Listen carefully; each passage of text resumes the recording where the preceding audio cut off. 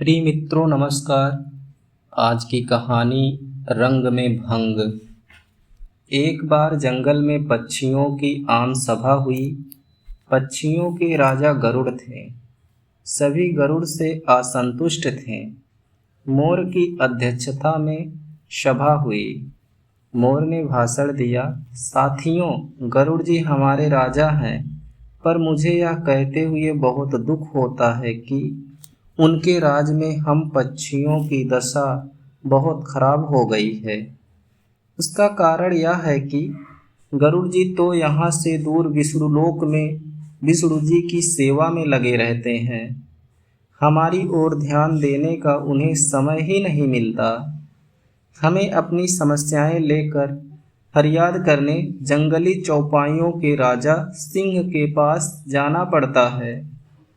हमारी गिनती ना 3 में रह गई है और ना 13 में।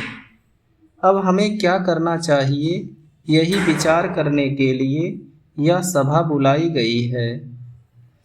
हुदहुद ने प्रस्ताव रखा, हमें नया राजा चुनना चाहिए जो हमारी समस्याएं हल करे और दूसरे राजाओं के बीच बैठकर हम पक्षियों को जीव जगत में सम्मान दिलाए।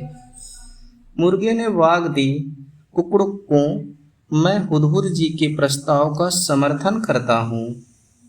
चील ने जोर की सीटी मारी, मैं भी इससे सहमत हूँ। मोर ने पंख फैलाए और घोषणा की, तो सर्वसम्मति से तय हुआ कि हम नए राजा का चुनाव करें, पर किसे बनाएं हम राजा। सभी पक्षी एक दूसरे से सलाह करने लगे। काफी देर के बाद सारस ने अपना मुंह खोला और बोला, मैं राजा पद के लिए उल्लू जी का नाम पेश करता हूँ। वे बुद्धिमान हैं, उनकी आंखें तेजस्वी हैं, स्वभाव अति गंभीर है, ठीक जैसे राजा को शोभा देता है। हार्नबिल ने सहमति में सिर हिलाते हुए कहा, सारस जी का सुझाव बहुत दूरदर्शितापूर्ण है। यह तो सब जानते हैं कि उल्लू जी लक्ष्मी देवी की सवारी हैं। उल्लू हमारे राजा बन गए तो हमारा दारिद्रता दूर हो जाएगा। लक्ष्मी जी का नाम सुनते ही सब पर जादू सा प्रभाव हुआ। सभी पक्षी उल्लू को राजा बनाने पर राजी हो गए। मोर बोला, ठीक है, मैं उल्लू जी से प्रार्थना करता हूँ कि वे कुछ शब्द बोलें। उल्लू ने घुघुआते हुए कहा, भाइयों, आपने राजा पद पर मुझे बिठाने का जो निर्णय लिया है उससे मैं गदगद हो गया हूँ। मैं आपको विश्वास दिलाता हूँ कि मुझे आपकी सेवा करने का जो मौका मिला है, मैं उसका सदुपयोग करते हुए आपकी सारी समस्याएं हल करने का भरसक प्रयत्न करूँगा। धन्यवाद।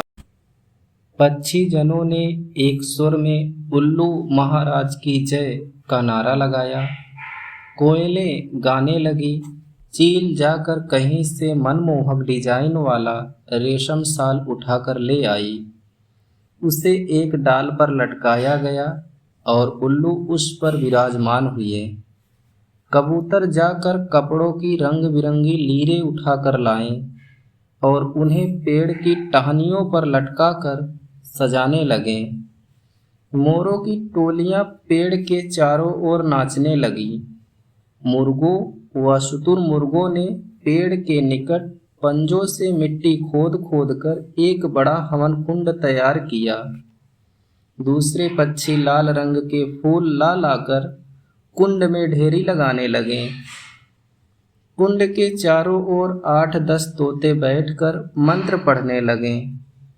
चिड़ियों ने सोने व चांदी के तारों से मुकुट बुन डाला तथा हंस मोती लाकर मुकुट में फिट करने लगे। 2 मुख्य तोते पुजारियों ने उल्लू से प्रार्थना की, हे पक्षी श्रेष्ठ, चलिए लक्ष्मी मंदिर चलकर लक्ष्मी जी की पूजन करें। निर्वाचित राजा उल्लू तोते पंडितों के साथ लक्ष्मी मंदिर की ओर उड़ चले। उनके जाने के कुछ समय पश्चात ही वहां कौवा आया। चारों ओर जश्न सा माहौल देखकर वह चौंका। कौवा पूछा, भाई, यहाँ किस उत्सव की तैयारी हो रही है? पक्षियों ने उल्लू के राजा बनने की बात बताई। कौवा चीखा, मुझे सभा में क्यों नहीं बुलाया गया? क्या मैं पक्षी नहीं? मोर ने उत्तर दिया, यह जंगली पक्षियों की सभा है। तुम तो अब जाकर अधिकतर कस्बों व शहरों में रहने लगे हो, तुम्हें हमसे क्या वास्ता? कौवा उल्लू के राजा बनने की बात सुनकर जल भुन गया था। वह सिर पटकने लगा और कां कां करने लगा। अरे, तुम्हारा दिमाग खराब हो गया है जो उल्लू को राजा बनाने लगे? वह चूहे खाकर जीता है, और यह मत भूलो कि उल्लू केवल रात को बाहर निकलता है। अपनी समस्याएं और फरियाद लेकर किसके पास जाओगे? दिन में तो वह मिलेगा नहीं। कौवे की बातों का पक्षियों पर असर होने लगा। वे आपस में कानाफूसी करने लगे कि शायद उल्लू को राजा बनाने का निर्णय कर उन्होंने गलती की। धीरे धीरे सारे पक्षी वहां से खिसकने लगे। जब उल्लू लक्ष्मी पूजन कर तोतों के साथ लौटा तो सारा राज्याभिषेक स्थल सूना पड़ा था। उल्लू भुआया, सब कहाँ गए? उल्लू की सेविका खंडरिच पेड़ पर से बोली, कौवा आकर सबको उल्टी पट्टी पढ़ा गया।